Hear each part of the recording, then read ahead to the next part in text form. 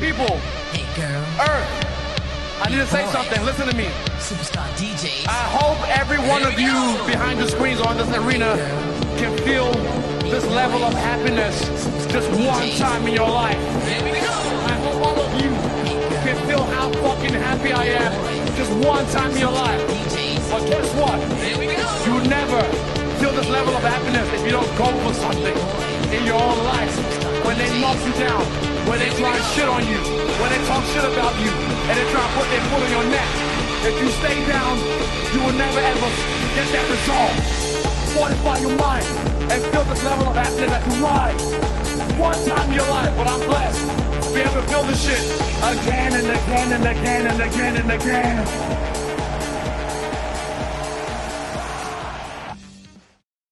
All right, so today I got someone that, man, has been hiding in California for a very long time. One of the California's most kept secret weapons, and man, who else but TJ would be so fortunate to pick this person up? The 2016 Rio Olympian, all the way from Brazil. Well, she lives in California now, but she's all the way from Brazil. She's a true badass. I couldn't be more grateful to have her on the show. She's so sweet. She's so nice. And I can't wait to share her story.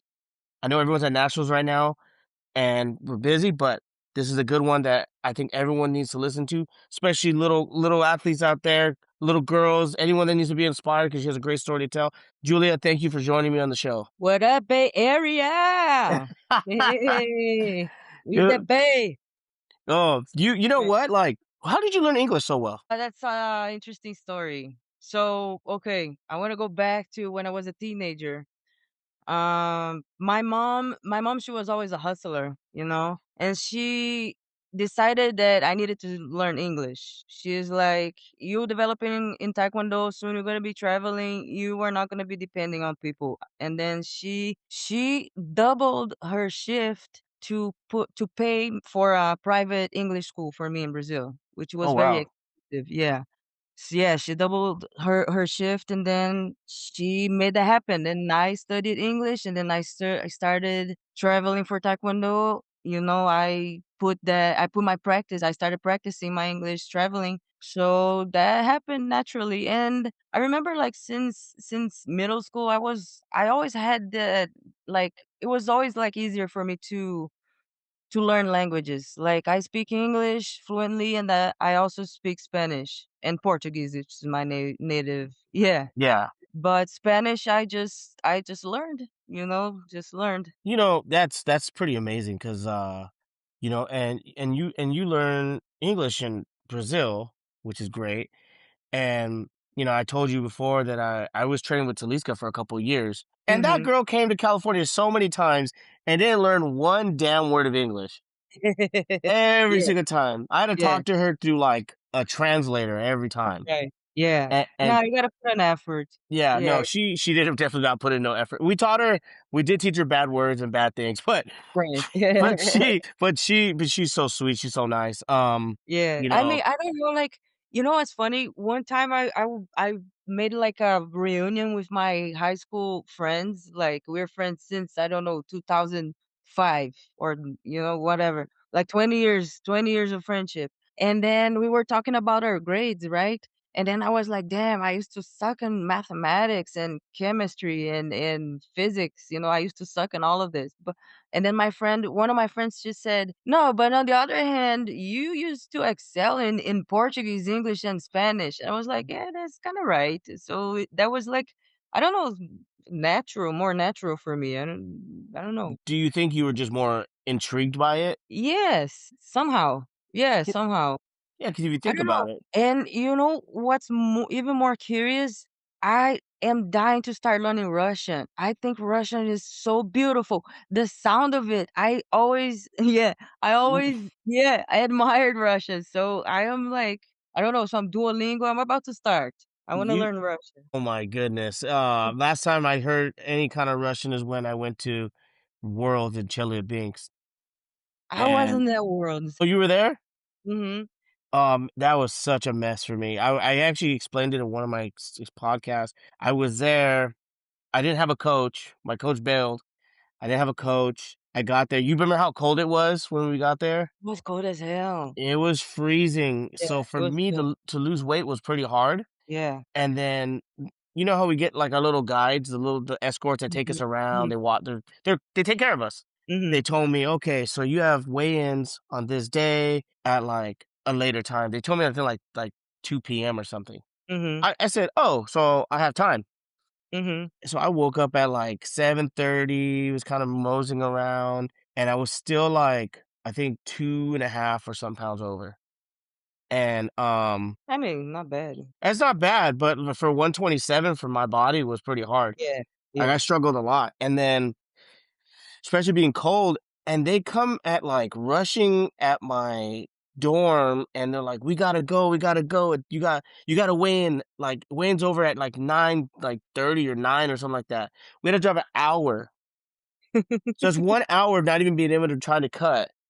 And I get there and I'm trying to rush and I'm stressed and I'm trying to cut. Man, and I try to go weigh in the last second and I was like over like point 0.2, point 0.3. And they Man. looked at me and they're like, "Do we let him go?" And I was like, "Come on, man." Like, they're like, "No, sorry." And I said, give me like 20 minutes. Or like, I could knock it off. I can get the weight." They're like, "No, time's up. You're out." Shit, really? I was so sad and I was mad because I kind of felt for me it was my last chance to get picked for Olympic qualifiers. Mhm, And then also, I was really disappointed in I was disappointed in myself because I had a lot of people help me get there. I had mhm, parents help me with mhm, money.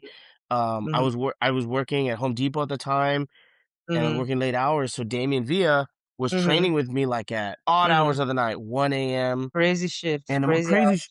just to try to help me. And when I got back, they were all so mad at me and so pissed. And I felt it. Yeah. I knew it, I could stand around and say it wasn't my fault, but I got to take ownership of it. I should have been lower. I should have been Oh, more ready, but I didn't mhm, know. In my mind, I was planning to lose weight a certain way mhm. and I was timing it. And because of that, it just completely messed Yeah, everything up for me, yeah. and that was the first time I did not make weight at an official, like, championship, Yeah, right and of the worlds, it's yeah, I was like, I devastated because I I had a feel good that. draw. I had a good Yeah, draw, yeah, and I felt like, "Okay, this is the year I'm gonna actually excel here, like, I'm gonna do good. right, Because right. every time I've gone to a tournament, I've gotten always the worst draws. Yeah. Every time, doesn't matter. There's not much to run, right? Not yeah. Yeah, so it's like in the Pan Am region, I was always happy I was never like the last ranked guy. I was always like number 7 or 6, Right, which is I'm like, okay, that's not too bad. right. But then they gave me like it's like number 7 or 6, but you got to fight like number 4 or 3, Yeah, and I'm like, oh, and yeah, so that's never right. caught a break. But yeah, so you and we had a good conversation yesterday. I know I was trying to really learn about you because I'm really interested. You're not from America, so which is more interesting to me. I want to learn a lot about uh the way you got into Taekwondo. I want to know everything about you because I want the people that are listening to hear the story and look past the athlete and see the person. Okay. Yeah. Well, well, yeah, thanks for the opportunity for me to have this, Well, this you chat. gave me the opportunity. You're the superstar here. Nah. I'm just the guy that goes around saying, "Hey, you want to jump on my show?" You know what I mean? But the show's been doing good, and I'm glad you're a supporter. I'm glad you support. Again, it's really nice of you to show love all the time. You're always liking the photos, so that's awesome. But let's get into it now. So, Julia, your story, right? You explain to people how you got into Taekwondo, and give us your early start. Okay. I was born in 1992 in a we call that satellite town, which is a big town close to São Paulo capital. It's called São José dos Campos. It's a big town. Now, we have now 800,000 inhabitants Oh in wow, São José dos Campos. Yeah. I was born 92 and well, my father, he was always a sports enthusiast, yeah, He used to play soccer. He used to triple jump, for college. So he was like a natural born athlete too, my Yeah. dad. And in 1998, when I was 6 years old, he started training Taekwondo a few months, or I don't know how long earlier he started training Taekwondo before me. But he really liked, and it was really close to our house. It was like 2 blocks away from our house, the Taekwondo school. Every like Monday, Tuesday, Monday, Wednesday, Friday, and then we started going. And since 1998, I never stopped. That caught me, Taekwondo. So yeah, it's been do the mathematics. 1998, 1998 until you retired 18. Yeah, 20 2018. years. That's a long 20, time. yeah, 20 years. Yeah. Then I took a break in 2018.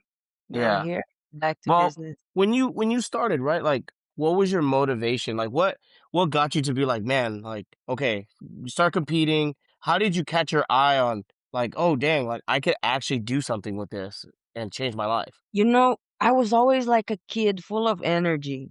That's the beginning of everything. Like, I'm sure you heard many stories about high energy kids. Yeah. And before Taekwondo, my father put me to try soccer. I tried swimming. I tried track and field. And then I fell in love with Taekwondo. So since super, super young, I started, Then I made the state of São Paulo team, which is until today the hardest, the hardest state of Brazil. If you make the state in São Paulo, you probably gonna be the national champion. Yeah. That kind of thing, It's the same in California, super hard, strong state. So I made the state when I was, I don't know, junior. What's before junior? Cadet. Yeah. Yeah. Yeah, when I was cadet, I made the state, and then I was escalating. But once I started like really thinking about taking like Taekwondo seriously, it was you remember the Pan American Games in 2007 in Rio? Yes. I was watching that by TV. I was how old I was 2007. I don't know, I was like a teenager or something. Yeah, you're a teenager because you're born in Yeah, 92, right? yeah, Because 2007, you like you're 15. born the same year as my wife, so Yeah, so I was yeah, like around 15. I was watching the Pan American Games by the TV, and then I remember seeing Diogo Silva got champion. he's Remember him? amazing. Yeah, yeah. I saw all of that. My favorite fighter by that time was Iridia Salazar from Mexico, the Yes. 57. Oh my god, I was amazed by that fighter. So in my mind, I was like, okay, I want to fight the Pan American Games. It was not even the Olympic Games. I was like focused on the Pan American Games. I was like, okay, from now on I'm gonna give my life to qualify for Pan American Games. Yeah. And then that started, I don't know, made the junior national teams, and then from junior I made the senior, and then I defended my spot in the national team from 2010 straight up to 2017 under Okay. 62. With the exception of the 2016, I was the 57 of Brazil, the Brazil Yeah. Olympics. Yeah, like, and the thing is, like, I know Brazil, it's not easy. Not easy there, I would No, assume.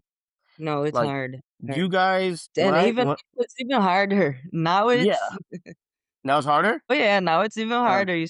Brazil is a powerhouse now. yeah, no, well, the thing is, like, when I used to see Brazil and I would go to these tournaments and I see you guys, I don't think easy, right? I've always Mhm. thought they come to fight, There's Yeah, we're dogs. a lot of people um don't understand that when a lot of the foreign countries, like, this is like your guys' way out sometimes, like this is your way to make a Mhm. living. I remember watching an interview on Diogo Silva, on how he had to make a choice what he was going to do with money. I think he bought his mom a car Mhm. or Yeah. something, and I was really like, oh wow, like they really like are doing stuff to like help their family, Yeah. and I always thought that was really intriguing. Obviously, me being born in America, I know that a lot, we're really privileged in a lot of ways here, Mm. and you see it. And I think a lot of athletes do take a lot of things for granted because I've been to other countries where they don't have much. They got to Yeah. fight for it. And, Yeah. but it's like Brazil, I don't see you guys as like a third world country. I see you guys are well put well together. You guys always have amazing fighters. regardless if it's in boxing, MMA, Taekwondo, Jiu-Jitsu, Oh yeah, obviously. combat You know what I mean? sports is with I don't know what's in Brazil, but we we dominated You guys combat dominate sports. combat sports. So you guys have all kinds of champions everywhere. You know what I mean? My Yeah. my biggest, most favorite fighter for the longest time was Jose Aldo. You I guys love already him. know. I love Jose Aldo. His kicks I were love him. were amazing. Now one of my favorite guys is Diego Lopez, but he lives in Mexico. Mhm. But he's Yeah, amazing. His mullet's yeah, crazy. I love it. I like him too. You know, Super tough, Iron Shin, right? huh? Guy's tough. Yeah. He can take it. He can take punches. But yeah, I don't know how, because I've seen some. He took some hits where I'm like, I want to go to sleep, you know. Yeah. But watching you guys, it was so interesting. So when I got to train with like Taliska, right? She was a little different because Taliska is very like feminine when she fights, Mhm. Mhm. and but such a tall. I hated sparring her. I hated it. She's taller than me. Yeah, She's taller than and I'm tall. She's taller than me. And yeah, it's that's what I'm saying. wonderful. Like, I had to spar her all the time, you know, because she would come and train when Peter was there because we used to all train Mhm. together. Mhm. Myself, her, Peter Lopez, all this. Mhm. And then when they were dating at the time, and then I remember one time, man, she's never made me mad because she's so sweet, but one time she pissed me off so bad. We were Mm. sparring in Peter's garage, and Peter said, "Stop." Mhm. She didn't hear him, and she like throws a scorpion kick. And it hits me flat in my nose and I start bleeding. And I look at her and I said, "What the hell are you doing?" And she's like, "Oh, oh." She doesn't know how to say it. She didn't know how to put it in words, how to say sorry. And she's laughing and I'm getting so mad at her. And I'm just like, I'm I so can pissed imagine off. that. I can picture that. I can totally see that. Oh yeah. And I was like, yo, but there were so many times she invited me to come to Brazil and train, and I wanted to go, but I couldn't get the money. And then I know you guys had like your professional tag teams over there for a Yeah, little bit. professional tag I teams. think not tag teams, like you guys had like 4 people on Yeah, one yeah, yeah, team, yeah, yeah, and yeah. I was trying so hard to get on it. I wanted to do it so bad. It's so fun. It's so I fun. It looked fun. I also met what's his name? He went to the Olympics before. He was a flyweight. Is it Wenceslao? He had a Uh, brother. There's yeah, Marcel Vincenzo. Marcel. I met Yeah. him in 2012 Olympic trials. 2012 was one of the first. Do you remember the World Cup when it used to exist? World Yes. Cup, Yeah. Teams World Cup. Do you Yeah. remember one happened in Aruba, World Cup Ah, in 2012? no, I don't remember. Man, I loved that tournament. It was so fun. It was like tag teams, and it was one of the first editions. It was Yeah, so they did it in Aruba, and I think they did one like in Africa or something like that. Ivory Coast. Yeah, Ivory Coast, yeah. and then it just died out. I don't know what happened with all It these used to be so tournaments. fun. It used to be one of my favorites. Yeah, World Cup. But I always thought those tournaments were intriguing. Like for me, for Pan Am Games, I never got to try for Pan Am Games. Never. Really? Because the No. So one time it was the qualifiers in Lima, yeah. and they, my country told me, okay, so you're gonna go, you're gonna be the flyweight. I said, cool. But at Mhm. the time, the vice president son was on the team, and because he was like, "Oh, I'm from the country, I should be the flyweight." So they said, "Okay, fine." Well, Mhm. they called me. They said, "All right, Sven, we're gonna put you as the featherweight and him as a Mhm. fly." I said, "No way."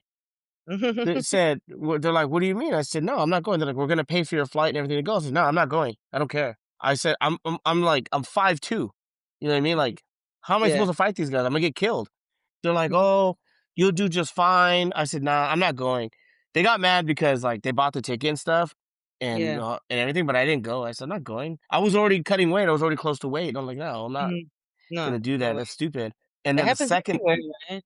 yeah, and then the second time, I had just got back from Central American Caribbean Games qualifier, Mhm. I see. and I was hurt, and I couldn't recover in time, and I couldn't get the money in time, so then I didn't get to go. Mhm. So I told the guy that kind of like the B team guy, he fought Mhm. bantamweight, but he always wanted to fight fly. And I Mhm. said, "Hey, I can't go. I'm hurt and I can't afford it. So if you want to go, just go." And Mhm. he's like, "Okay." So then he got selected to go qualify, but then he got hurt and he didn't go. Shit. So, that was one tournament I never really got to try out for. Central American Caribbean Games was my actual tournament that I loved. I loved it so much. Because for Mm, us, that's a big tournament. It's it like, is. I didn't even get to go to South American Games No? because they stopped it for a little bit. Yeah, that's right? Yeah, They they stopped stopped it for a it. little bit. And then they Yeah. brought it back after I retired. I And I'm like, remember oh, this it. is I remember that. That's weird. Yeah, I remember that. I fought the South American Games in 2010. That was my first senior. yeah. Then I fought again in 2014 in Colombia. Then Yeah. after that, I think they stopped or something Yeah. like that. It just stopped. It just Yeah, I don't know what happened. yeah, I don't know either. Yeah, Weird. so there was other tournaments they had that because for Guyana we qualified for Caribbean Games, You Central guys are American, strategic. Yeah, we're it's everywhere. strategic. Yeah. Yeah, South American Games. We don't qualify for Bolivian games, but we qualify in Muslim games Really? because we have Muslims. We have a lot of Muslims there, and they were gonna send me one time, and they're like, "Hey, Sven, we want you to go to Bali." And Mm. I'm like, "Oh, shit. Yeah." So, obviously during that time, I think it was during the time where kinda like 9/11 was hot, Yeah. terrorism was a big Yeah. thing, and Yeah. I told my mom, like, "Hey, I'm going to it's called Islamic Games." I was like, "I'm going to Islamic Games." She Yeah. goes, "Where?" She goes, "Bali." She goes, "Nah." No. I said, "What do No you mean way. no?" I said, "The country's paying for me to go. I gotta go." She goes, "You're American. I don't care. You're not going." And at the time, my coach, is Steve Rosbarski, and he's a complete white guy. Mhm, He's mhm. like, "You Yeah. and him? No way." No way. So I had to call them and say, "Hey guys, my mom." And Yeah. imagine this: I'm 20 something years old, but whatever Yeah. mom says at that time, I Gotta gotta listen, listen. right? I gotta listen. So I said, "Okay, okay, I won't go." Mhm. But yeah. So for I know you have a lot of accomplishments because I've watched you fight. You were a beast, probably still a beast. You were mean. I loved watching you fight.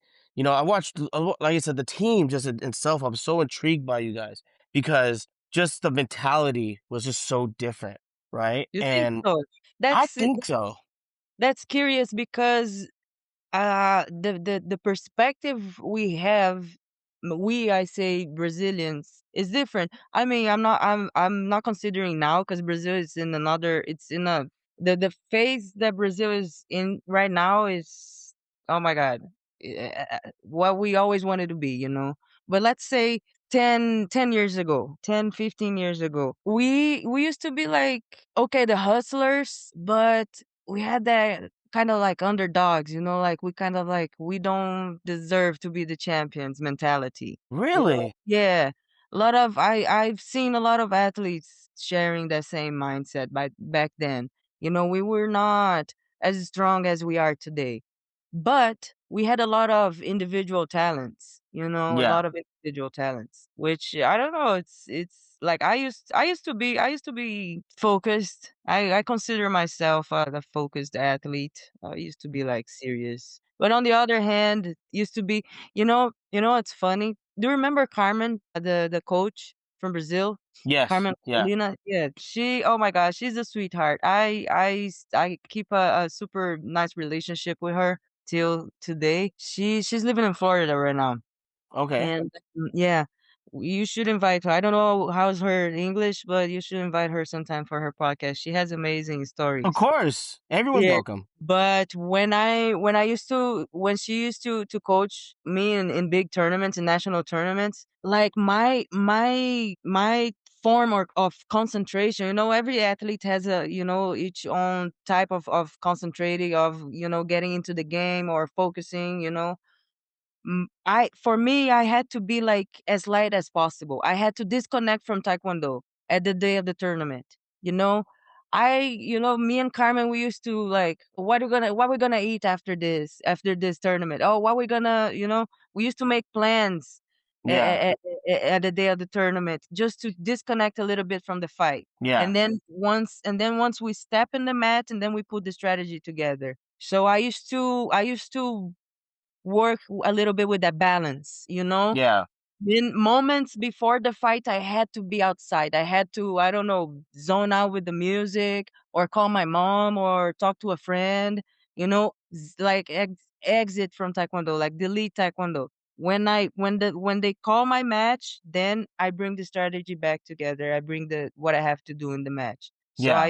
I used to like balance that, you know. Okay, okay. And it's cool to hear your perspective on how you thought of things, to disconnect and you take that stress away, right? You Yeah, take that I had to make jokes and think about anything, you know, anything besides taekwondo, you yeah, know. But when they call my name, okay, time to lock in.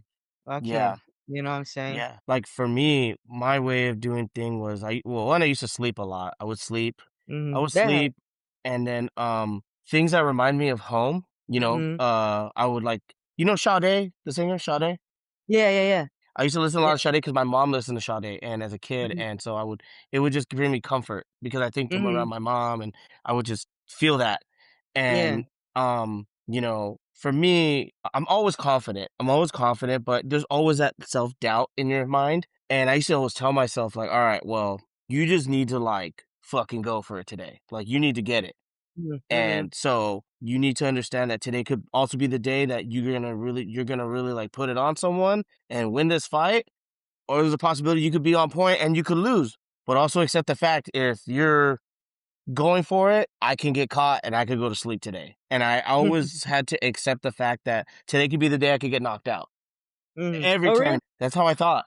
But Oh, wow. I just came to terms with it. Yeah. And I came to peace with it because it would make me not afraid. So as long as I told myself like, okay, like I might get knocked out today. Like today could be the day. And Just accept, right? Accept instead of judge, I guess it's yeah, because if I go in scared thinking, oh, they could hit me or oh, I don't want the to more get you hit. think, the more you attract. Exactly. So I would eliminate all that and come to peace with it and Mhm. then just go in there and perform, Right. and thank God I never happened, because I've Yeah. seen what it does to some people, I seen they get devastated when things like that happen, but that's part of the game. Part of the game, it happens. And again, like back then, I feel Taekwondo was more of a fight back then. It was Mhm. more, it's a fight.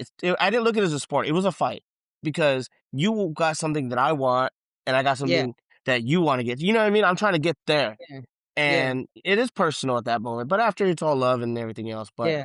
Yeah. you know, like I said, like when I watch you guys, I always wanted to compete against Brazil, but I knew I was somewhat afraid because I knew the possibilities because you guys were all like, you guys always had good flyweights. That's true. That's Always. true. That's true. Always We good had that flyweights. competition. So I was, worried, but I wanted the challenge, but again, Mhm. I was a huge fan. I was a fan first, right? Mhm, mhm. And you look at some of these like Dominican Republic, right? Like you see how those guys fight. They don't care.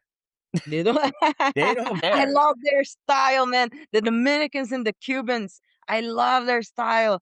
The Puerto Ricans, all that area. Oh my god, I love those guys. I love Yeah, them. and They the don't thing is care like at all. they don't care. They will throw everything at you. The kitchen sink, everything. And if they That's so run out of true. this everything Oh, at you and you're like, "Holy my crap." fights against Dominicans were so chaotic. All of them. All the fights. Like it doesn't matter the opponent. It's going to be chaos. Chaos. Yeah, Yeah. no, like I remember when I went to Central Med Caribbean Games um in Veracruz in 2014, I had a fight. I think his name was Osvaldo from Cuba. Mhm. We had a fight first, and he was so tall. And I was like, okay, I told myself, it's like, you know, they're like, Those guys have my I was like, respect. okay, I could beat this guy. He's tentative, I could see Yeah, I could see the pattern, yeah. but he was just so damn tall. And his cut kick was really good. Mhm. And I remember the first round, he like was kind of having his way with me a little bit. Yeah. And then my coach is like, "Hey, like Sven, like you have probably one of the best punches I've seen. Punch the shit out of him." And Yeah, I yeah. said, "Okay." So then I started to punch and I started to catch up and I look at Yeah. his coach and his coach is pissed. His coach is yelling at him and I'm like, "Okay, I could really come back here." We start fighting again and then, he's tall. He didn't do it on purpose. Well, I hope he didn't. Mhm. But he ended up like he punched me in the face and it just kind of completely like strategy went out the window, right? Yeah, yeah. So Yeah. for some reason I couldn't recover, man. I ended up losing the fight. I was pretty sad because I thought that tournament I felt like I was gonna be on that podium that day Yeah. because I felt Yeah. good. Preparation was good, and I felt ready. I felt like I belong here, Yeah, and that's the biggest thing that like I think some athletes try to understand. They just want to belong, right? They want to be a part. yeah, Like you're on the podium, I want to be in the podium. exactly. It just sucks because like for myself, like I would compete and I would fight really good guys and do good, and I would lose by like one or Yeah. Oh something man. just unlucky, unlucky. Yeah, I know that. And And that's it why, yeah, sucks. that's why sports psychology fascinates me so much because at such a high level, such a high level standards here, the technique kind of equals the physical kind of equals this, the tactics kind of equals. But at that day, if your mindset, if your mind is like 1,000,000,001% lower than it should be, then Yeah. you put everything to lose. Yes. Mindset is not right at that day. You know what you're gonna do. You know, Yeah. so many. I remember, Icaro from Brazil, Icaro Yeah. Soares, heavyweight. He's about to retire, but he's still going. He's 87, and he qualified for Tokyo 2021. Okay. And when they were at the Olympic Games there, I think he lost someone from his family Yeah. when he was there. And I'm like, how do you deal with that? How you are participating in the Olympic Games after a pandemic, you're in the risk of getting contaminated and you lose someone from your family in Brazil. How's your mind? How do you fix that? You know what I'm saying? Yeah. So I know that feeling. I know that it's complicated. Yeah. I think it's hard, right? Because when you get things like that, like you have to. I think some people are really good at blocking it out for the moment, and obviously Yeah. you go handle it later. I remember 2013, and I went to Puebla. I went to Puebla too. Oh, I you were there? love the food. Yeah, I was there. You and I could have been best friends, like Yeah. earlier, Yeah. I but I love was that. there. It was the one time I fought Finweight. I should have never done that. Uh, Peter told me to fight Finweight, and I did, and I hated it. why? Never, because my body was never. I've never been a thin person. Right. Like I've always been thick, but like I could make 127, fine. But then Hmm. he's like, "Oh, go to Finweight," and I'm like, "Finweight? Are you serious?" He goes, "Well, you go fight guys your same height." Yeah. I said, "Okay." So I dieted for like maybe 5 months Yeah. to do it right, to get my body right, Yeah. Yeah. and then I ended up fighting Edwin Espinosa first fight, Shit. and I'm like, dude, what was the point of me cutting weight if I'm gonna fight this tall guy anyway? Right. So me and Edwin are fighting, and my like by the second round, my body like my organs, I could feel everything shut down and tighten up. Yeah. Yeah, And I know that feeling when you have cramps and even your forehead, you have cramps. yeah, Yeah, yeah, yeah, yeah, I know that thought I was feeling. gonna have a stroke, Yeah, So I'm yeah. like, I lose, and I go sit down and I talk to my coach, and he goes, "What do you think?" I said, "Never again am I ever doing that again. I cut weight to fight guys my height so I can have a better chance, and Yeah. I still fought someone that I can still fight at the same height at flyweight, and I Mhm. could be healthier and stronger." That makes So sense. I was like, "No." But for me, it was funny. I wish you would have saw some of my fights because sometimes I would show up to opens and I say, "Screw it, I'm fighting bantamweight," and I would do good. Yeah, yeah. Like, imagine I went to Korea Open twice and lost in quarterfinals twice in bantamweight. Really? Yeah, because I didn't care. I would just show up. Yeah, I'm like, yeah, because my mind, I'm like, I don't give a damn. I'm here. It's an yeah, open. For some yeah, reason, opens I did good. yeah. Come Me championships, too. I always crumbled. Well, World Championship, I fought 3, 2013, 15, 17. Okay. My 2 first ones, I lost in the quarterfinals. Yeah. It was like the first one was a surprise in Puebla. It was like my first Worlds. I was super, super young, and I had 0 expectations, Yeah. to be honest with you. I'm like, "I'm just going and see what happens." And then I won 3 fights and lost in the quarterfinals. Yeah. Yeah, it No, was a surprise. and the For thing is, me, like, my first Worlds was 2009 in Denmark, Denmark, yeah, I remember that. I was and my junior. first fight was Denmark. Really? So Shit. I get there, and they're like, "First fight Denmark," and I'm like, "Okay." And it wasn't the fighter; it was Philip Reyes too. I remember him. He's like a legend there. And it wasn't him. I knew I could beat him. Mhm. What got to me was the crowd. When you're fighting against a home crowd, he missed and the place roared. Yeah. And it just, I don't know, I froze, Yeah. and it just didn't go good. And then after that Worlds, I went to Kyungju in Korea. Mhm. And this is my stupid fault too. So I went to Korea. I fought bantamweight because they called me last minute. I wasn't even supposed to go to the trip. They called me for a free trip, and I went. Mm. So I went to Korea Open. Iraq didn't show up, so I won that fight. And then I Mhm. fought. Do you remember Jocelyn Addison from Canada? No. Okay, he's probably a little bit before your time, but he was one of Canada's flyweights, Mhm. and he was on the Olympic qualifying team. He went to Rio. He actually went to Rio. He fought Mercedes, Gabriel Mercedes. But Okay. I so don't. if you look back and look for that fight, you'll find it. But yeah, Gabriel Mercedes beat him. So I fought him. I beat him, Mhm. and then I go to quarterfinals against Italy, and then we go to sudden death, and then we both hit at the same time, but they gave it to him. Mhm. And I was like, oh shit, all right. So that wasn't too bad. Yeah. I could. So then I do that tournament, and then I go back to flyweight again for championships, and then I go back to Korea Open the next year, fight Bantam again. Yeah. I get there, I fight Taiwan first fight. I beat Taiwan. Uh-huh. I fight Korea next quarterfinals. I don't Yeah. beat Korea. I lost. Yeah. But I was like, okay, it's not too bad. I could fuck it. I'm staying bantamweight now. I'm not cutting Mhm. no more. Mhm. Went back to Korea for World Championships Kyungju. First Mhm. draw, Azerbaijan. Shit. Oh yeah, I was like, 2007. Yeah. yeah, I was like, you got to be kidding me. And like, I think it was LaJust back then, right? I think it was LaJust. Yeah. Yeah. When you do like the check in the back to see if the hoagies are working, Yeah. he threw the hardest kick on me up. Like he whacked me on purpose. That man, these kids from today, they didn't never saw adjust. How heavy No, was that shit? Shit was heavy as it was hell. heavy. It was heavy. Um, I think before it got banned, people used to wet the socks because it would trigger. Yes, I So, remember that. and then people started catching on, and then obviously you couldn't wet them no more. Um, but yeah, like he whacked the shit out of me, and then after that, like I was like I was just out of it. He beat Yeah. me pretty bad, and it made me more mad because he ended up fighting Jocelyn Addison the same day, Oh no. and then Jocelyn beats him, and I was Oh no. like, oh my god. I see Jocelyn after the after party, and he goes, Sven, I don't even know how you lost to that guy so bad.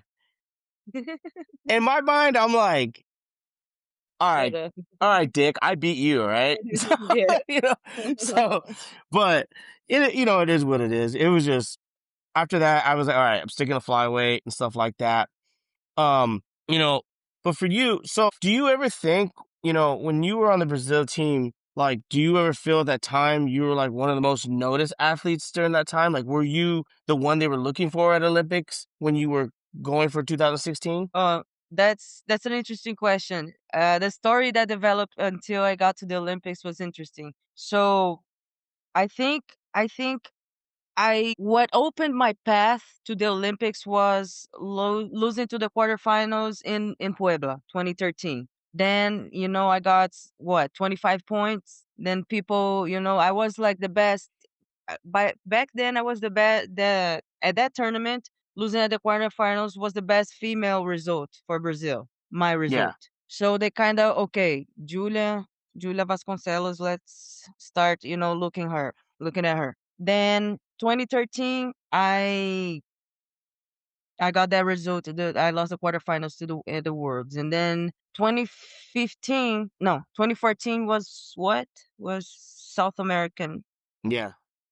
Yeah, South American Games. And then I got silver medal, and that for Brazil it's a big deal because games, it's a big deal. Doesn't matter the medal you get, gold, silver or bronze. You getting a medal at games, it's a big deal. So 2014 I got silver medal at the South American Games. And then 2015 I was qualified for the Pan American Games, Okay. but my weight division was under 67 kilograms. So at the Pan American Games in 2015, that was in Toronto. I lost the bronze medal match to Paige McPherson, Oh, okay. and that was the best performance of my entire life. I don't know what happened. I was losing that match by 8, I think it was 8-0.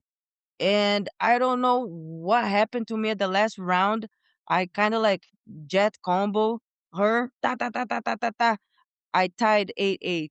And then I don't know, at the very last second she scored me and then she won the fight. But it was a super super good performance. Then the Brazilian Olympic team and the Brazilian Federation were like, "Okay, she's been like escalating, you know?" Then after the Pan Ams, the Brazilian Federation, they basically called me and say, "Hey, we want to put you in the run for the Olympics, but we want you under 57." And then I'm like, "Okay, can I call you guys back in 5 minutes?" Yeah, yeah, yeah. I called my nutritionist, say, "Hey, they want me under 57." I was under 67 back then. And then I talked to my nutritionist and say, "Hey, they want me under 57. What do you think? Can we make that like healthy in a healthy way?" And she's like, "Oh yeah, let's do it." I called the federation back and I say, "Yes, I'm in. Put me in." Then the qualification for the Olympics, the Brazilian Federation made like two stages. The first one, they got the six best 57 kilograms of Brazil. They made everybody fight against everybody in the robbing round system. Yeah. And then from the six fighters, the three that get the most victories qualify for the second and last stage of the qualifiers. So it was me, Rafaela, and Talita, us three that qualified for the second and final stage. Then again, robbing round.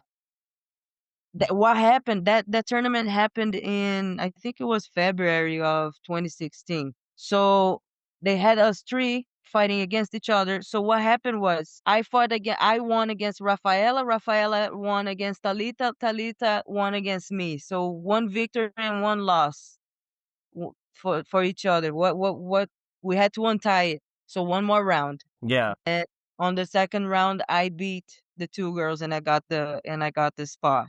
That day was super stressful. Oh my God, it was so stressful. It was like, who wins get the Olympic spot, you know? So, and oh my God, it worked, like I put a lot of effort to qualify for the games. I trained a lot. I think the preparation for the qualifiers was more intense than for the Olympics itself, to be Yeah. more honest with you.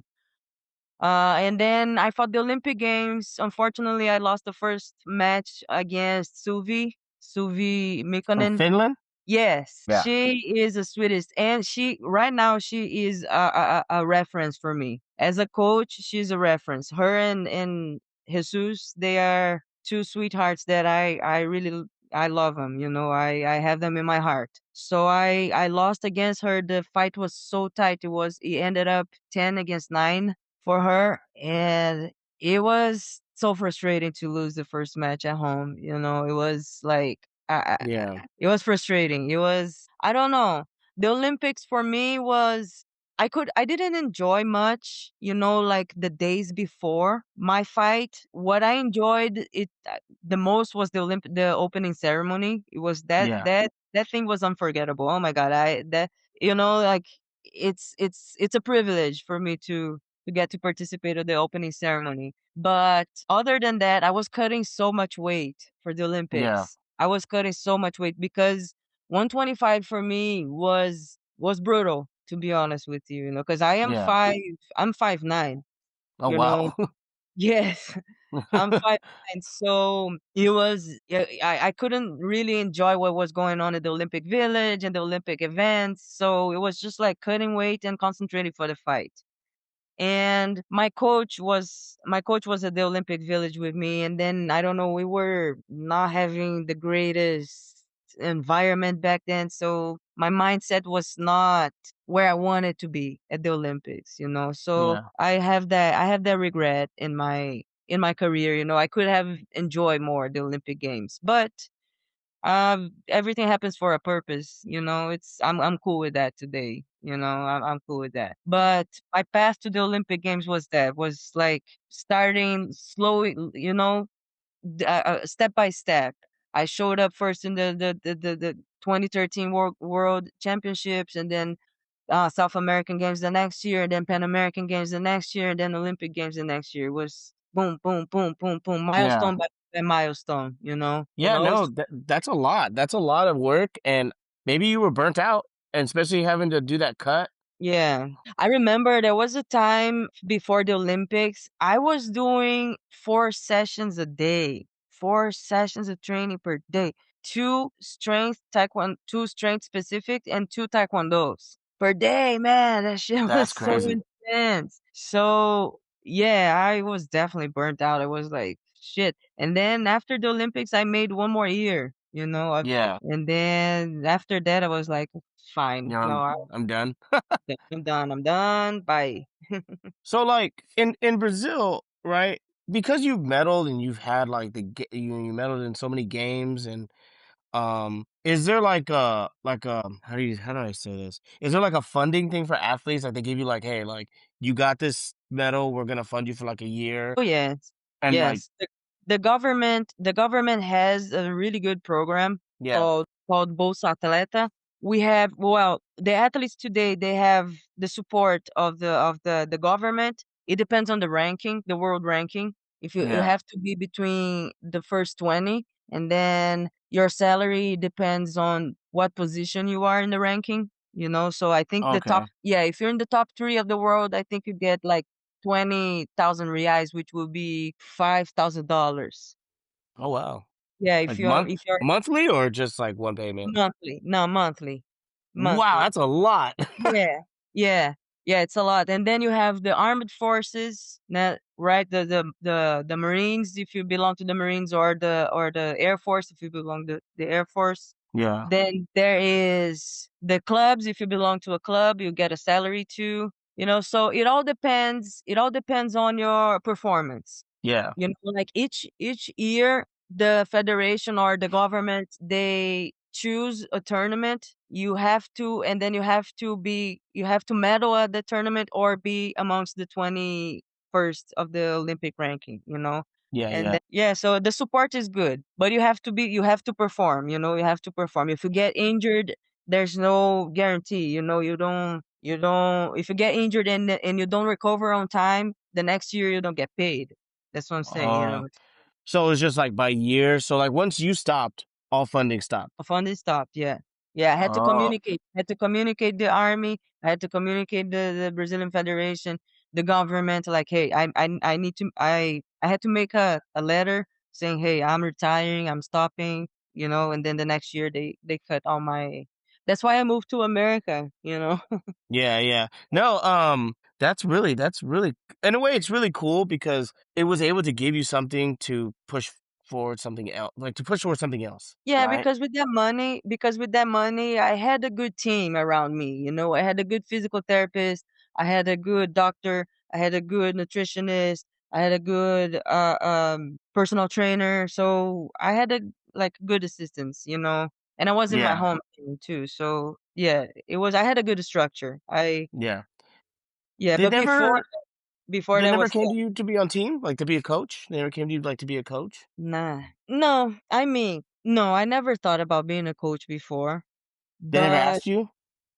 no, no, no, I never manifested that interest, you know? Mm, I never had that passion about teaching, you know? But after I took a break from Taekwondo, I I got to, like, make peace with that, you know? And now I get to, you know, I get to do what I want. So, I decided to be a coach now with TJ because he super kindly asked me, and because I love him too, and I love the team, I love what I'm working with the team. yeah, So, yeah, I consider myself another Julia now than I was back then. Now yeah, I consider myself ready to coach, you know? okay, okay. Yeah. What if Brazil were to come to you now and say, "Hey, we want you to start here and coach the junior team," would you take it? No, No? no. Ah, okay, okay. No, because What if the US team came and said, "Hey, Julia, we want you to coach the US team?" that's something to consider then. I would consider that. It's because first because location wise, I don't see myself living in Brazil, and I have a solid relationship, a solid marriage Yeah. here. I live in a super nice place. For something to take me out of here, it has to be something really like appealing. If I was single, if I was not living where I live right now, maybe. But I decided to make my life in America. I'm well established in America right now. So for me to work for Brazil, it had to be something else. I don't know, not coaching. It had to be No. like, I don't know, manager, but I'm not ready for that yet. So I Yeah. don't I Well, don't I no. But if the American, that's a possibility, maybe. I think you'll be a great choice, honestly. In future, You know what I yeah, mean? I don't discard that. Yeah, I think it'll be a great choice. Uh, obviously, I have very strong feelings about what's going on with the USA team right now, coaching wise. I'm not gonna put you in the middle of that, but you know where it's at. Yeah, Obviously, yeah. we don't got the best opportunity guidance there, but Mhm. that's for a different conversation. And you're too sweet to be putting you in that situation, so we're not gonna put you in that situation. Today is not about bashing the I US. like to be innocent. I like to be innocent. Yeah, no, we're gonna keep you innocent. I'm not gonna make any remarks or jokes about people I want to talk about. So There you go. we're gonna keep this positive today, you There you know? go. No, so no, that's really interesting, and that's awesome that the fact that like you kind of like retransformed yourself to, now your passion is, you love Taekwondo again. And it's funny because you're not the first person that I talked to that they got burned out. They're done. Like some people don't even want nothing to do with it. And It's I it's was too like that for a long intense. time too. It's too intense, Van. It's too intense because I have this saying, being a professional athlete is the only job that when you retired you have to start working, you know? Because it's too intense. Like when you are an athlete, a high level athlete, you don't, clock in at 7 a.m., clock out at no, it's No. 24 hours. It's Yep. 24/7. It's 24/7. So who gets to do that for like years, decades? It's too intense, so it's completely normal and understandable when people get like super over taekwondo. It's Yeah. completely No, and normal. that is normal. Again, you're not the first person that, again, I've talked to like Darianne Morales, who's a multi-time national teamer. I think she was in your weight class. Mhm. Um, Yeah. she was in your weight class, and I used to coach her. I was her coach, and Mhm. I was her coach towards the end. But like she even burnt out. She started teaching, like she fell Mhm. in love, but she started teaching, but recreational. Okay. Doesn't want to step foot in a chair. Doesn't want to. She'll coach, but she doesn't want to do nothing with like serious, like USAT or anything. She doesn't want to be back in that realm. Yeah. And that's understandable. I think in due time, athletes do want to come back. For myself, I retired because of the fact of I was getting ready to turn. I was 29, getting to turn 30. So Mhm. I told myself, if I don't make if I don't make Rio, like that's it. Like, Yeah. and even if I did make Rio, that was it. That was gonna be the last. I already had a schedule. Like I Yeah, was yeah, done. And my girlfriend my girlfriend, which is my wife now, yeah. um, I explained to when we were talking that, when I got selected, because when I got selected, I was shocked. Really? I was shocked because I thought it was over because I didn't make weight in Russia. Mhm. And then I kind of went kind of quiet after that. Mhm. I didn't hear from Guyana no more. They, Mhm. the phone calls they went away. Mhm. And then one day, I got an email and they're like, "Hey, so after heavy consideration, I know you had a mishap in Russia, but before all that leading up, you have been doing exceptionally well. And we Mhm. looked at the results from the other person that was trying to go for your spot compared to what you were doing, and obviously you had better results.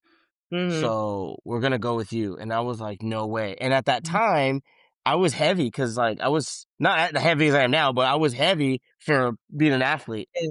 Yeah, yeah.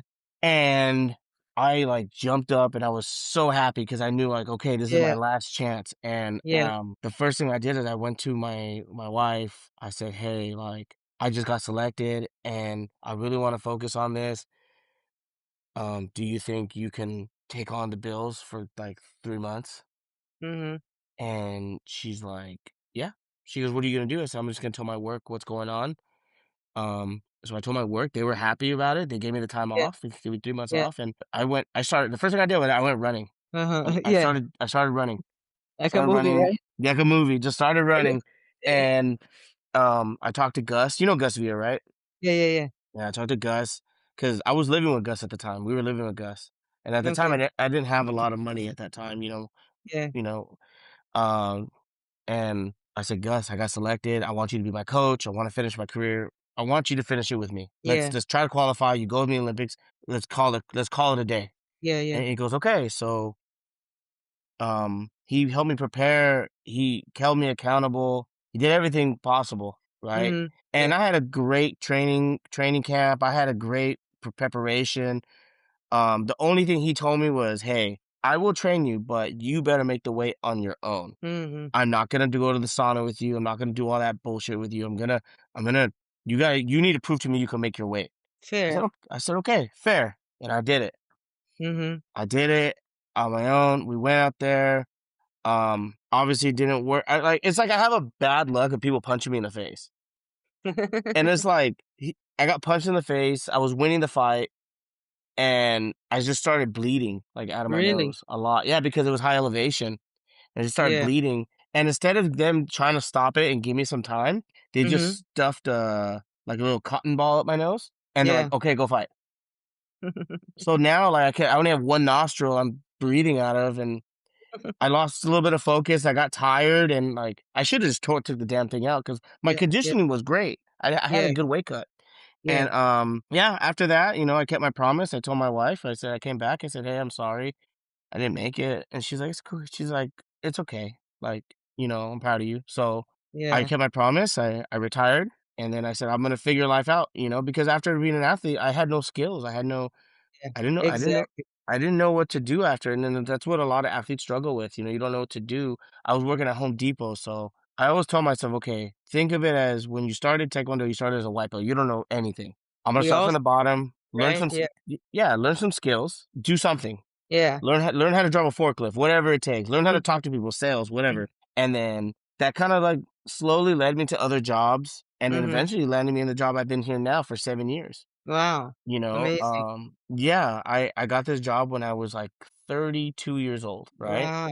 I got it when 32 years old. So after like a couple years after retiring, I got this job. I found this job. I moved up the ladder. I'm 39 now. I'm gonna be 40 in a month. 1 month from today. There you go. Early happy birthday. Thank you. 1 month from today, I'll be 40 years old. I'm There you go. excited.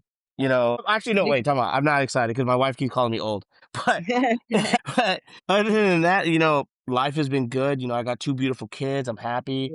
you know um and it's crazy how even though things, yeah, maybe didn't work out some of the ways we wanted it to for us. Yeah. I just Yeah. wanted to make Olympics and be there with the top of the top because I felt like I deserved it because I felt like I belonged. Exactly. You And know yeah, go ahead. sorry, and then for you made it, and you just wanted to get a medal for your country, you know. It's like I was not the athlete I wanted to be. I didn't win a worlds. I didn't win a medal at the Olympics. That was all in my plans. But I didn't reach the level I wanted to reach. But on the other hand, I look back, I see like man, qualifying for Olympic Games at your home country is insane. Man, that shit is so hard. That was so hard that I take that lesson as like, I qualified for the Olympic Games in my hometown. What can stop me? Because what I'm saying, because I used to tell everybody, Taekwondo is one of the hardest sport for you to qualify for Olympic Games because of the number of the spots. It's Yeah, so limiting. It is so limiting. Then if you ask ChatGPT what's the percentage of people who get to go to the Olympics compared to the population of the world, it's like 0.00000, yeah, So, you belong to that. That's once again the belonging. You belong to that, privileged amount of people that got to make to the Olympic Games. So I am so grateful for that because this uh taught me so much, yeah, it taught me so much. Like what a huge lesson, what a huge lesson. Okay, I didn't get a medal of the Olympic in the Olympic Games. I didn't get a medal in the Worlds, but Man, I what I did was hard. You know, what I did was hard, and I learned a lot. So that's what counts. You Yeah, know. and obviously Brazilian crowds are insane. Oh yeah, we know how to. So you guys go hard. The with the un vamos her, everything, all that stuff you guys Yeah, say. yeah, yeah, Like yeah, it's so funny because I listen. Obviously, I watch MMA. I listen to all that stuff, and I listen. I hear the words I know I should be saying. Like, you yeah, know, yeah, but you gotta love the passion. You yeah, gotta love the passion, and that's the difference between you guys and us here. yeah. You guys support each other. We, on the other hand, don't. We don't have a country that backs us like that, and you can see it from yourself. It's kind of sad. Yeah, yeah. We're passionate. I see that a lot from the World Cup. You know, like at the beginning of the World Cup, me, Julia, I was like, nah, I'm not gonna cheer for the Brazil team. You know, it's been more than 20 years we don't win anything. You know, I saw Brazil win in 2002 and never again. So I'm kind of like super demotivated. You know, I'm unmotivated. So but then Brazil is advancing, and I'm like on Sunday, the next game we're gonna have, I'm gonna be with the Brazilian crowd. I'm gonna be with I'm back to that passion again. You're playing England, right? Norway. No, no, they could beat Norway. Yeah, we can beat Norway. Yeah, he was So playing England. I forgot. yeah, so it's a passion. We like being Brazilian. It's yeah, it's fun. Oh, you guys are, like I said, you Fun. guys are fun. Great parties, great Oh dancing, yeah. great beaches. The food. Let's talk about the food. The Oh food man. is amazing. Oh my God. You have to take me with you to Brazil. Just take me and TJ. Let's go. We have to make. Man, I have here in my freezer it's a cap of top sirloin here, just throw in the grill. You gotta come here. I'm gonna. Picanha. I'm You gonna have show up. yeah, anytime. I'm gonna show up. There's actually a Brazilian. Oh yeah, I was trying to tell you. I'm gonna look it up on my work phone real quick. But Mhm. I was trying to tell you there's a good Brazilian spot, and I know it's good because damn near no one there speaks English. So, Mhm. but I go there every time because my buddy Walt lives in Mountain View. Oh, yeah, yeah, yeah, there's a place there. So yeah, it's by TJ school. I think it's by TJ's area, but I always go to There's Mountain man View. there's one called Espetos, there's another one called Show de Carnes. That's the one. Show de Carnes? I love that place. Yeah, It's yeah, so expensive, but I love it. yeah, I those are love it. good. They're I'm they're like, my favorite. give me the double caipirinhas and we're good to go. They're my favorite, Oh yeah, yeah, I go there and I'm like, dude, this place is amazing. Like no one here yeah. really speaks English. Have you ever tried the halloumi cheese with, honey? Honey, that's my Yeah, favorite. yeah, That's my yeah, favorite. Every time I ask for cheese with the honey, yeah. and my wife is like, that's all you want." I'm like, "It's so good." Even when Man, I'm full, I eat it. there's a Latin American online market. I'm gonna write it to you later. That Okay. I order a bunch of Brazilian products from them, and they have specifically that cheese that you just put on the grill. Just yeah, grill it and put some honey on the top. I'm gonna send it to Yeah, you. send it to me, please, because at that one and the pork belly with the honey. Oh man, Man, trust me, I love Brazilian food. My two favorite foods, I tell you right now, Brazilian barbecue and Korean barbecue. there you go. Love them both. Like, There you go. and I need to go to Brazil so bad. I just want to just see it. I just want to go Let's and plan a just trip. Let's have plan a yeah, trip. let's plan a trip. Like we gotta go. We could film an episode there, a little vlog. I'll be your guide. I'm going next year for a carnival, so jump in with me and my wife. Let's carnival. Carnival, carnival, the big party, the in we No, celebrate. I know what it is Yeah, yeah, yeah. In because my mom December. goes to one in Trinidad. Yeah, it's in February. We celebrate it by the end of February. So End of February. end of February. I might be able to do it because it's after my wife's birthday. So, ha, Yeah. because Oh yeah. her birthday's Valentine's Day, so I can't really shift that. Oh, I see. Yeah. So it gets pretty rough. Gifts are high maintenance those days. Apparently, No, I, yeah. I'm like, wait a minute. I gave you two beautiful kids. I don't know what else. What else you were? What else you want from me? I give you Yeah. everything you want. But you honestly, this having this time with you is really cool because I've been wanting to talk to you, and I kind of told TJ, and he goes, hit her up, hit her up," and I'm like, I'm gonna talk to her. He's like, you just hit her up, she'll do it. So when I contacted you, I was kind of nervous That's why like it was kind of like an awkward like hello, like Come on, man. such a creepy way to just slide in someone's DMs and be like hello. No, when you sent me hello, I was like, "Damn, yes! Who's gonna invite me? I'm in." Oh, so you had an idea? I had an idea. Yeah, that's awesome. Yeah, because I really wanted you on. Um, because you're actually my second to last episode. Oh, really? Next week is my very last episode, and Mm, it's season 1 is done. nice, So once nice. season 1 is done, I'm gonna take about a month off and Okay. then kind of prepare, and then I'm also gonna start venturing out to obviously talk to coaches, other sports, other athletes, because just these kind of shows, if you really listen to all the episodes, it's really therapeutic It is. because It we is. talk about a lot of things that athletes have gone through, and then it helps me also kind of share my stories a little bit, and we open up and we get to know each other, and it's really cool because people enjoy like Yeah. listening to you guys. I have a mom that is a huge fan of the show. Oh, yeah. Huge fan. She sends me a review every Uh-huh. week after every episode. Nice. And Cute. I'm not talking about like a little Yelp review. I'm Mhm. talking like probably like maybe 5, 6 paragraphs, Wow. like of what Amazing. she loves about, like, oh, I love this part because her daughters compete. Right? Okay. So her daughters Yeah. compete, and she hears what some athletes have to go through, so she kind of, I think she like she tries to instill like, hey, look, like you see these athletes, they go through this. Some Yeah. of these don't have support, Yeah. so you like, Yeah. I think she kind of uses motivation, but she loves the stories.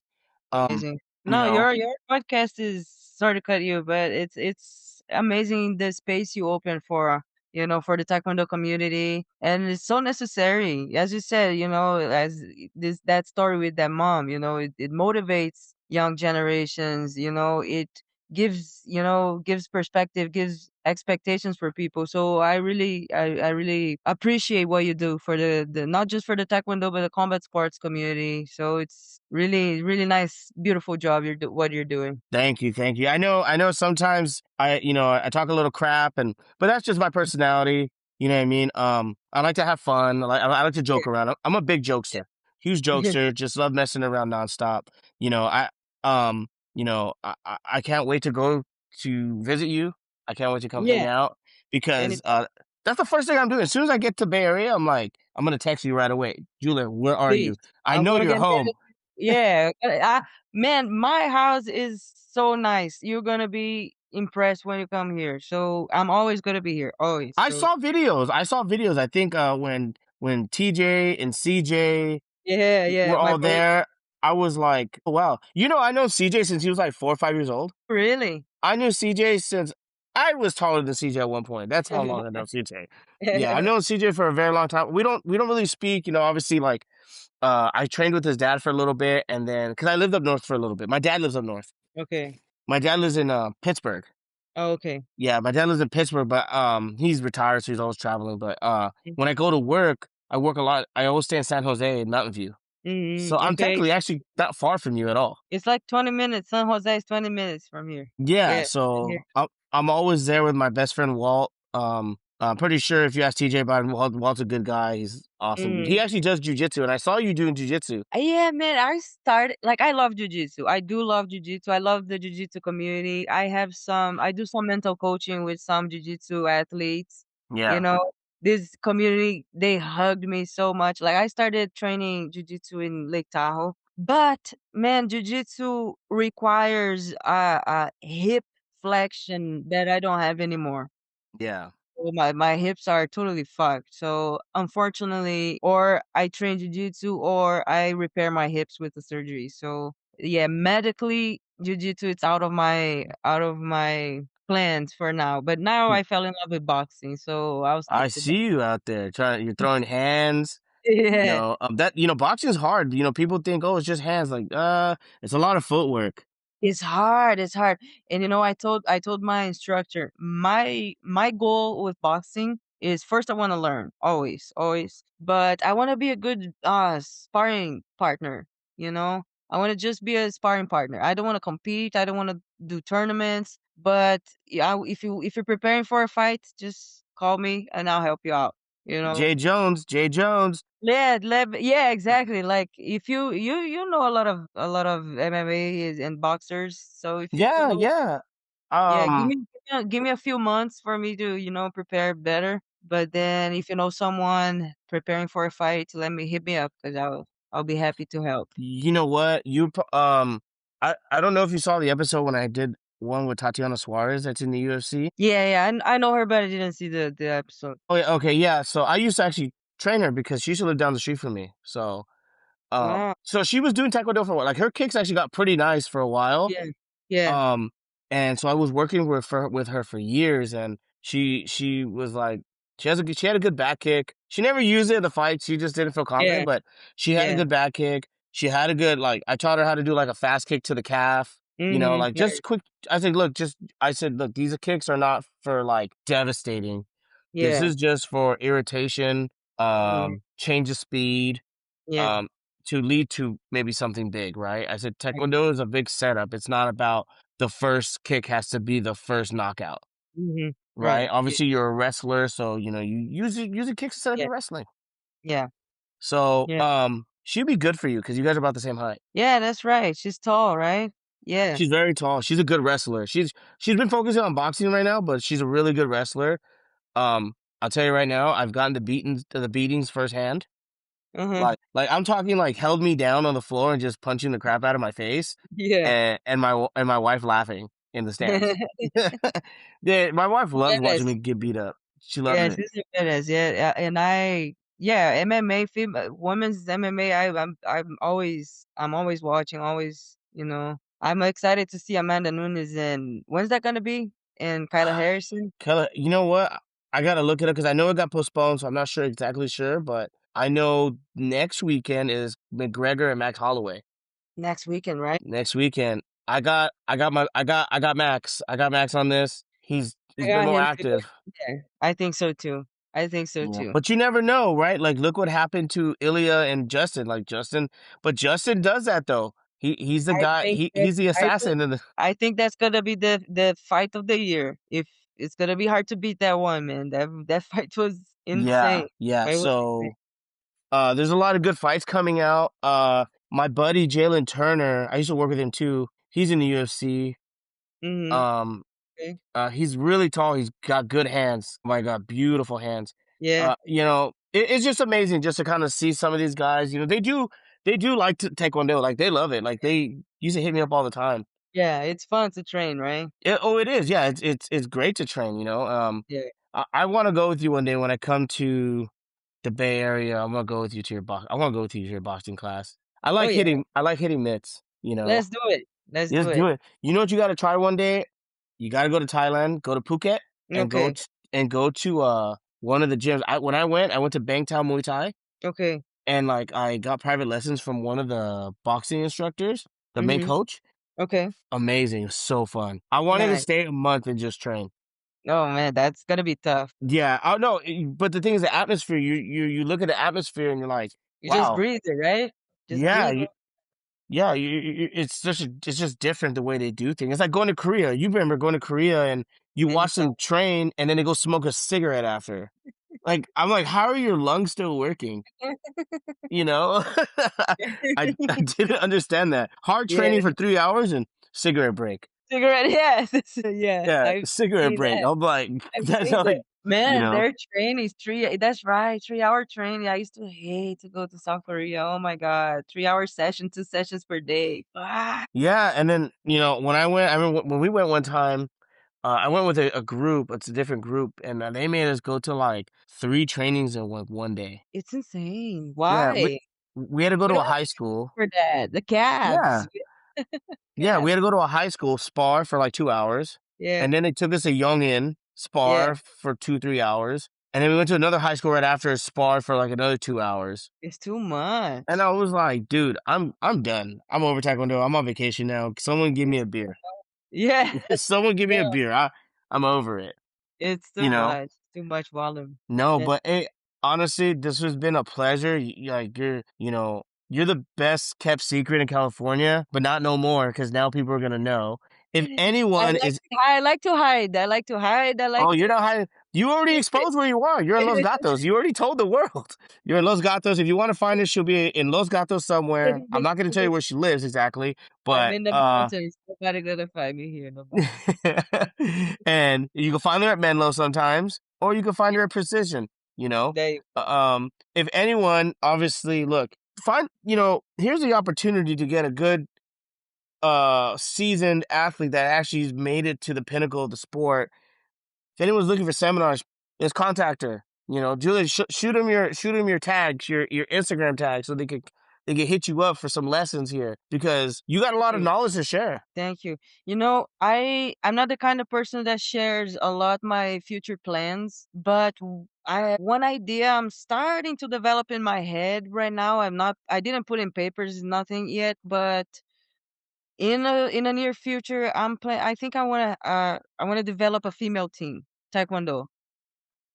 That's Only good. female team. But that's all the information I have and I thought about now, until now. Information alone sounds like that's a badass plan. Yeah, I don't know how's it gonna happen. I don't know when. I don't know nothing. Just I want to have a female team one day. That's badass. You Yeah. know who has a team like? No, that reminds me of is Jessica Andrade's team. Oh yeah, yeah, It yeah, needs to be just yeah. females, like Just the most female. badass females. And if you were to do that, oh man, if that's gonna work out great. Yeah. You know what? Obviously, you don't have to share any more about it, but just you sharing that alone is big news. And tell people where they can find you on Instagram. It's at Julia TKD, my Instagram. Julia TKD. That's such a simple Instagram, guys. You cannot Just forget simply it. because because I'm from when Instagram started, I was there. Yay. Julia TKD, that's all. Yeah, my whole Julia name. TKD. Yeah, Júlia Vasconcelos. I know my last name is a little bit Brazilian slash Portuguese. Wait, say it again. Júlia Vasconcelos. Vasconcelos. There you go. Did I say it Júlia. right? Yeah, yeah, Shit. Yeah. yeah. If anyone's interested, hit her up. Shoot her a DM. She's obviously she's reborn and wanting to help the community. She wants to help future athletes. Reach out to her. If she doesn't answer the phone, call TJ and she's gonna go knock on her door. You Yeah, know? I'm available. I'm available.